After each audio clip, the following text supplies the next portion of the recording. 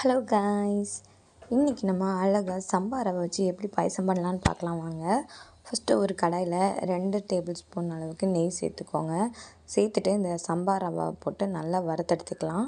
வறுத்தெடுத்ததுக்கப்புறம் பார்த்திங்கன்னா அதுலேயும் நம்ம பால் ஊற்றிடலாம். ஊற்றிட்டு தேவையான அளவு நம்ம தண்ணி சேர்த்துக்கோங்க. சேர்த்துட்டு லைட்டாக அதை கொதிக்க வைக்கலாம். கொதிக்க வைக்கிற டைமில் பார்த்திங்கன்னா கொஞ்சமாக ஒரு 2-3 ஏலக்காய் பிச்சு போட்டுக்கோங்க. உங்கள்கிட்ட பவுடர் இருந்ததுன்னா பவுடர் கூட சேர்த்துக்கலாம். சேர்த்துட்டு அது நல்லா கொதிக்கிற டைம் வரும்போது நீங்கள் நாட்டு சக்கரை அப்படி இல்லைனா ஒயிட் சுகர் இந்த மாதிரி எது வேணால் சேர்த்துக்கலாம். நான் ஒயிட் சுகர் சேர்த்துருக்கேன்.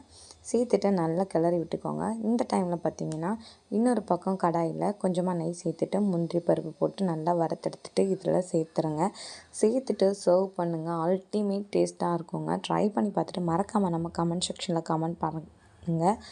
இந்த மாதிரி நியூ வீடியோஸ் பார்க்க மறக்காமல் நம்ம சேனலை சப்ஸ்கிரைப் பண்ணி வச்சுக்கோங்க. நெக்ஸ்ட் வீடியோவில் பார்க்கலாம். பாய்.